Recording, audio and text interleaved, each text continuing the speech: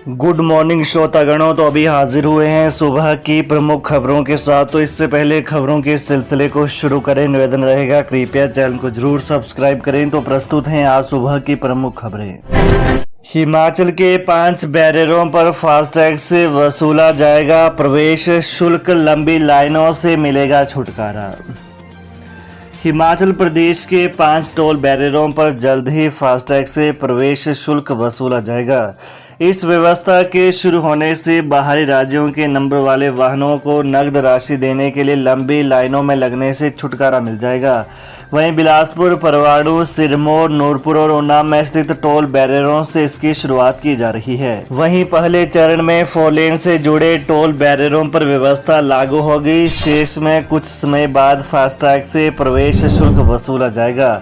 राज्य आबकारी विभाग के इस प्रस्ताव को लेकर इलेक्ट्रॉनिक्स कॉरपोरेशन ने टेंडर जारी कर दिए हैं। 15 अगस्त तक नई व्यवस्था लागू करने का लक्ष्य रखा गया है।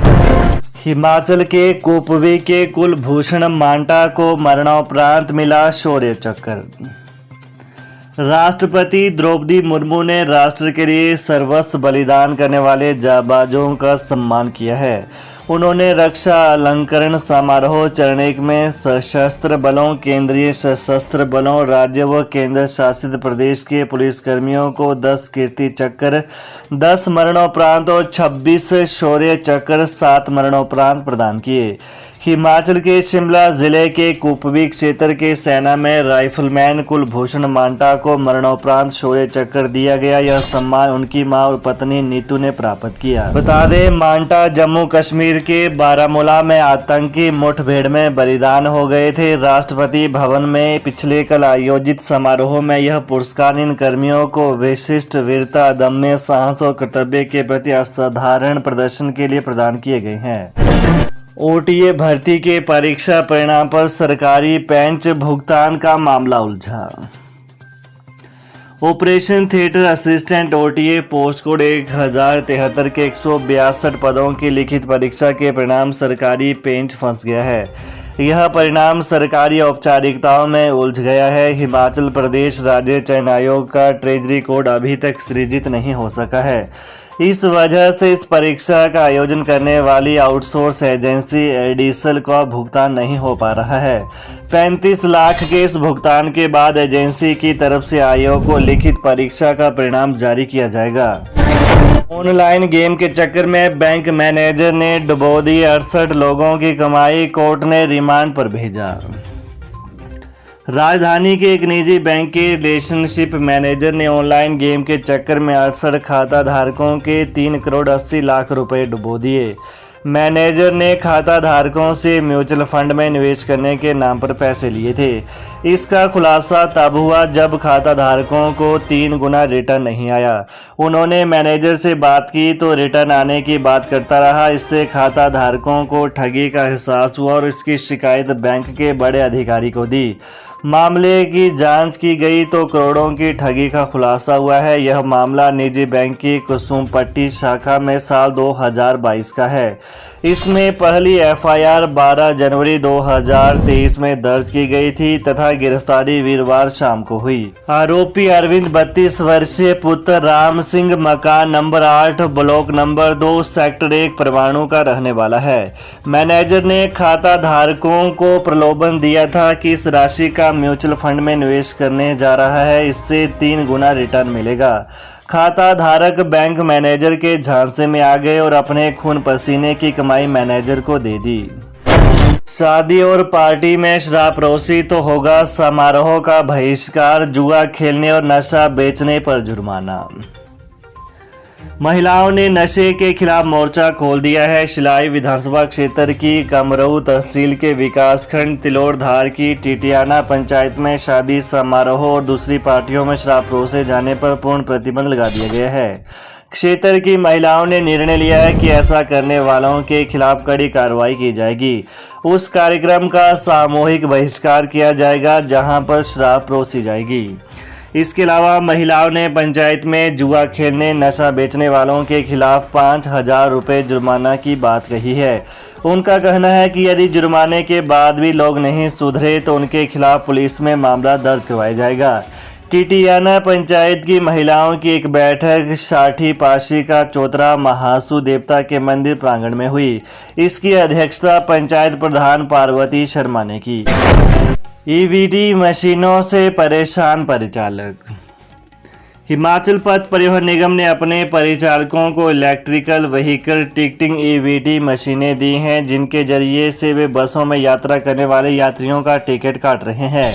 इन मशीनों की खासियत यह है कि इनमें से कैशलेस सफ़र सुनिश्चित हो रहा है। एक तरफ यात्रियों के लिए यह बेहतर सुविधा है, मगर परिचालकों के लिए कुछ परेशानीदायक भी है, जिसे लेकर कंडक्टर मुखर हुए हैं।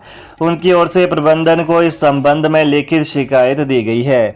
ऐसी एक शिकायत क्षेत्रीय प्रबंधक रोहडू को भी पत्र के माध्यम से की गई है। यह समस्या केवल एक स्थान की नहीं है, बल्कि सभी क्षेत्रों में कंडक्टर इन समस्याओं से जूझ रहे हैं। परिचालकों ने हस्ताक्षरित पत्र जारी करते हुए इसमें लिखा है कि नई ईवीटी मशीनें यात्रियों का टिकट बनाते समय हैंग हो जाती हैं। स्मार्ट बिजली मीटरों की खरीद पर बखेड़ा। हिमाचल प्रदेश में सभी बिजली उपभोक्ताओं के घरों में स्मार्ट बिजली मीटर लगाने की योजना पर बखेड़ा खड़ा हो गया है। कर्मचारियों के बाद वामपंथी नेताओं ने भी इसका विरोध किया है और सरकार को फैसले को तुरंत वापस लेने को कहा है। ऐसा नहीं होने पर कम्युनिस्ट पार्टी जन आंदोलन शुरू करेगी, जिसकी चेतावनी दी गई है। भारत की कम्युनिस्ट पार्टी मार्क्सवादी ने सरकार द्वारा प्रदेश में बिजली के निजीकरण, स्मार्ट मीटर नीति व बिजली विधेयक 2022 के निर्णय को लागू करने के निर्णय का विरोध किया है तथा सरकार से मांग की है कि इस जन विरोधी नीति को तुरंत वापस लें। वामपंथी नेता संजय चौहान ने कहा है कि इससे राज्य बिजली बोर्ड को समाप्त कर बिजली का वितरण भी निजी हाथों में सौंपा जाएगा, जिससे निजी कंपनियों के मुनाफा कमाने के चलते बिजली महंगी होगी तथा आम जनता पर और अधिक आर्थिक बोझ पड़ेगा। मर्ज होंगे विद्यार्थियों की कम संख्या वाले स्कूल, परिणाम के आधार पर मिलेंगे शिक्षक पुरस्कार। हिमाचल प्रदेश में विद्यार्थियों की कम संख्या वाले स्कूल मर्ज किए जाएंगे। ऐसे स्कूलों को पहले चरण में मर्ज किया जाएगा, जहां आसपास में भी स्कूल स्थित होंगे।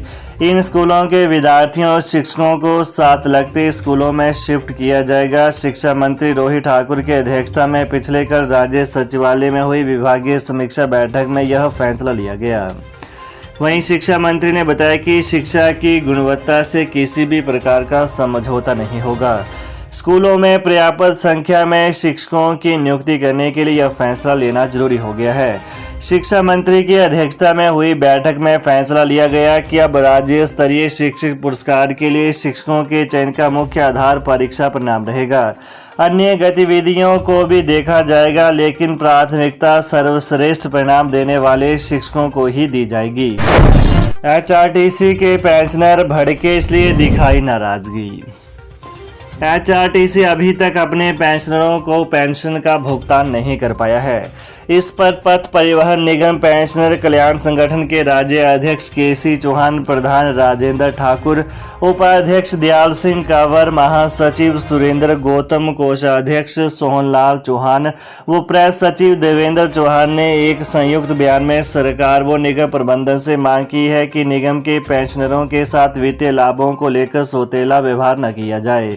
उन्होंने कहा कि पेंशनरों के खाते में अभी तक भी जून माह की पेंशन नहीं आई है। ये रहा सुबह की प्रमुख खबरों का कारवां। तो प्रदेश की ताजा खबरों को जानने के लिए कृपया चैनल को अभी सब्सक्राइब करें। धन्यवाद।